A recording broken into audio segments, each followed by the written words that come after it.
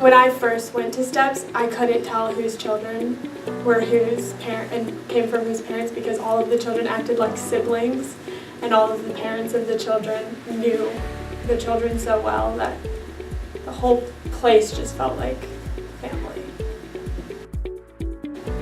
When I walked in the first time, I couldn't tell who was a STEPS partner and who was a STEPS leader, or who was coming from which socioeconomic background. And I think that's the point of poverty, is that it's not always as visible as we think it is, which also means that we can't pass judgment based on what we externally perceive about somebody.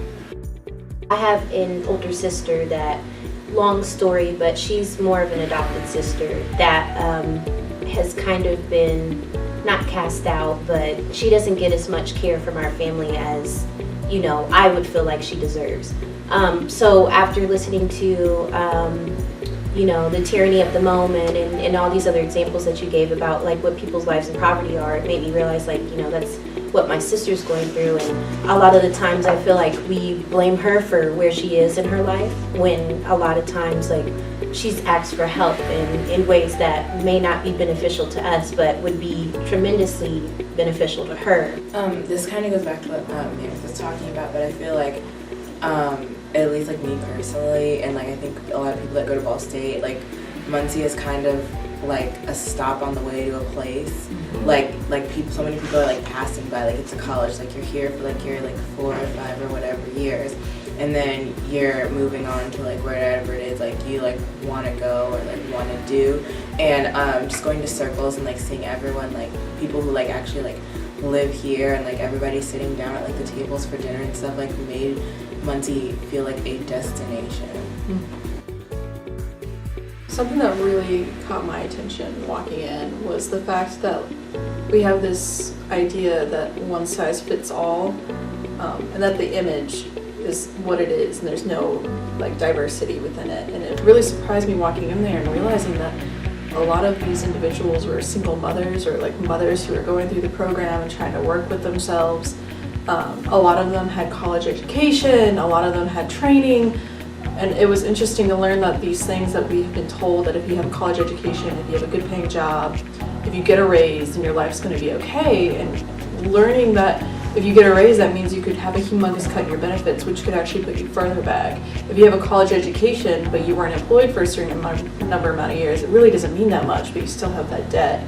So it was very surprising and kind of reaffirming the fact that you don't have this one model and this one prescribed situation where it's going to solve every single person, and that like just because one maybe positive societal thing that we say is positive, like getting a raise is supposed to help you, but that doesn't necessarily mean it's going to help that individual at the end of the day. Just thinking of my own parents and how I kind of, how they tend to have, like, they have more resources, that's what I'm trying to say. They have more resources than a lot of the people there, and they have more, I think I've been given, like, more opportunities, I think, than a lot of the people there. And I didn't think of myself as, like, as having a privilege over other people. It's made me, in the best way possible, really uncomfortable as a Muncie citizen who, well, as a student and who happens to live in Muncie, who had no clue about the impact that poverty has had on the community. And I remember being near the Bloomington area, my dad was like, I just wish that Muncie would embrace, you know, Ball State more as a college town, and I always kind of like agreed with that until coming here and realizing that maybe it's the school, it's the students that aren't embracing the community. So it's helped me to understand that there's always been two sides to the story, but it's like, you know, it's more than just looking, you know, flipping the page. You got to dig deeper and try to understand like what someone else is actually going through. Like you can't really, you know, understand someone's issues or their problems or what they're facing without actually being intentional, like we've learned. So it's made me want to dig deeper into stories and what people are going through in lives.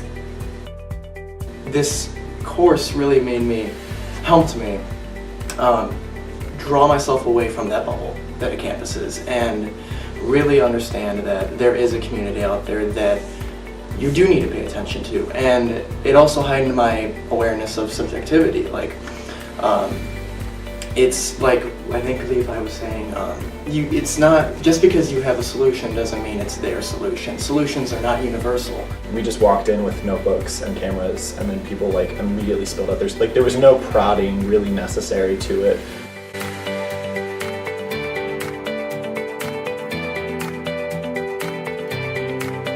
Yeah, relationships first, food second. Thank you.